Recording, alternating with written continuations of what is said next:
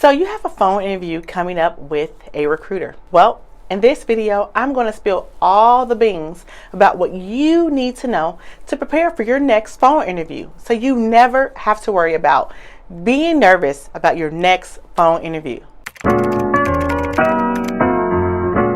These are the exact steps and tips that I share with my clients to help them move from phone interview to in-person interview. So if you are ready, I want you to like and make sure that you subscribe so the next time a video comes out, you don't have to miss it. Now make sure you stick around to the end because I have a bonus that is just for you. Hey there, corporate climbers. My name is Ebony Joyce of nextlevelcareer.co, where I help professionals just like you master the art of interviewing, develop a personal brand, and gain career clarity. So most interview processes will start with a phone interview with either a recruiter or a hiring manager, and sometimes even both. And there is nothing easy about a phone interview. You're not able to see the person's reaction, right? So that can be a little intimidating in itself. And then you have to wonder, is my phone charged enough? Do I have a good signal? And am I talking slow enough? Am I talking too fast? All the other things that go along with that. And again, with not being able to see the person does not make that any easier. But the one thing that you do have is you have the ability, and we have to look at it as a pro, that you don't see the person. And so this can work to your advantage. And we're going to talk about how that is possible. What you do before, after, and during the phone interview is what's going to help you land that in-person interview. And we're going to cover that and more in this video. All right, so if you're ready, let's dive in. Number one is to do your research. The one thing that most recruiters and hiring managers, when they get on the phone, is they're going to ask you what you know about the company. So you want to make sure that you take your time and do your Google searches and all the other searches to learn about the mission, the vision, the values of the company, and most importantly, about the products and the services that the company offers. Now, I'm not telling you that you have to memorize the mission, vision, and values of the company, but you want to make sure that you are at least aware of what they are and make sure that their values match up with what your values are. That's important when we talk about company culture. On the other side of that, you want to make sure, again, that you are aware of what their products and services offer. Because, again, you're applying for this role, and so they're going to assume that you know something about what they offer. So maybe they've had a merger or an acquisition, and I typically like to look up those things, and I can even do a Google alert before the interview just in case anything happens. So sometimes I've mentioned, yes, I've seen that there was a recent merger and acquisition with company X, and I know there are plenty of other exciting things going on within the company. So I would love to hear your perspective about what's going on in the company, and maybe you can give me a little more insight. So now you've told them what you know, and now you're giving it to them to tell you more about the company. So I like the fact that when I get a chance to do research, that I turn it back on the company, because there are other things that you just won't know from doing a Google search. So tip number 2 is to make sure that you have a cheat sheet. So this is the beauty of phone interviews. You can have all the documents that you need right in front of you, and no one will ever know. So what is a cheat sheet exactly? Well, I like to have my resume and any questions that I feel are the top common questions that an interviewer over the phone may ask, right? So maybe they're asking you, tell me about yourself. You can have bullet points of that. Maybe they're asking you, why are you looking to leave your current role?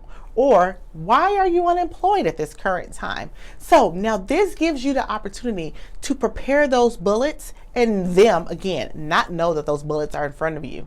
And then along with that, you want to make sure, again, that you have your research on the company. So a cheat sheet is always good, and I like to have that right in front of me. But the one thing you don't want to do is you don't want to read word for word off of the cheat sheet. Now, tip number 3 is to practice. Yes, practice for a phone interview. phone interviews are just as important as in-person interviews because it actually is the thing that's going to get you to that next round. So you want to make sure that you practice because you don't want to go into the interview seeming unprepared. Now, you can practice the most commonly asked interview questions with a friend or a family member, even in front of the mirror, or record yourself. Now, if you're going to record yourself, make sure you listen to your tone, the language, and the speed in which you're speaking. And that way you can make improvements and go back and adjust anywhere in which you think is necessary. So you want to make sure that you practice those questions and that you go into this interview fully prepared and land that in-person interview. So we've gone over a few tips so far, but I want you to tell me in the comments below, what worries you about a phone interview? I would love to know. Okay, tip number 4, dress professionally. I know you're saying, Ebony, this is a phone interview. They're not going to see me. And while that may be true, dressing professionally for the interview is more about the confidence that you're going to build than anything else. So try to avoid wearing your pajamas if you can. And then along with your dressing professionally, I want you to remember to smile. And again, I know you're saying, Ebony, they can't see my smile. True, but they can hear it. So when you are in the interview on the phone, smile as much as you possibly can. I guarantee that you can hear when someone smiles. So make sure that you do your best to smile in the interview when you can. Number 5 is to ask questions. Now, phone interviews don't last nearly as long as in-person interviews. They typically last anywhere between 30 and 45 minutes, so you won't have a lot of time, but I recommend that you come up with 2 to 3 good questions. And so, let me give you a few examples. One of those questions may be, how long has this position been open? Or you may want to ask them, what are some of the challenges in this role? Now, the recruiter may or may not know the answer to that. Another question you may want to ask is, what is the next step in the interviewing process? That way you know that you're on the same accord with the recruiter or hiring manager, or whoever happens to be interviewing you for this role. I have a bonus tip, so come in close. Does anyone else love bonuses as much as I do? Well, your bonus tip today is to make sure that you send a thank you email. Now, this is what 90% of candidates don't do after a phone interview because people think, oh, it's just a phone interview.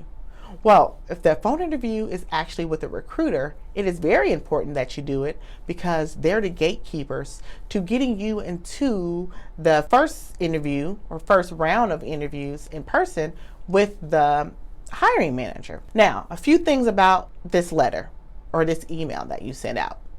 1 is send it within the first 24 hours.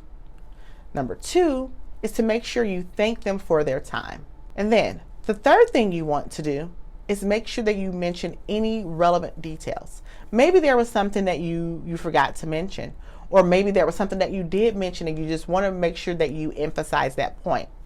And then finally, make sure that you emphasize that you are interested in this role.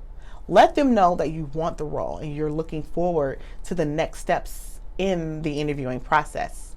So now that you have all of this information, I want to go ahead and congratulate you for taking the steps to be prepared for your next phone interview. I know that because you watched this video that you're completely going to rock it. Now, make sure that you download the Ultimate Interviewing Guide right below and like and subscribe so you never have to miss another video again. And I will see you in the next video. Bye.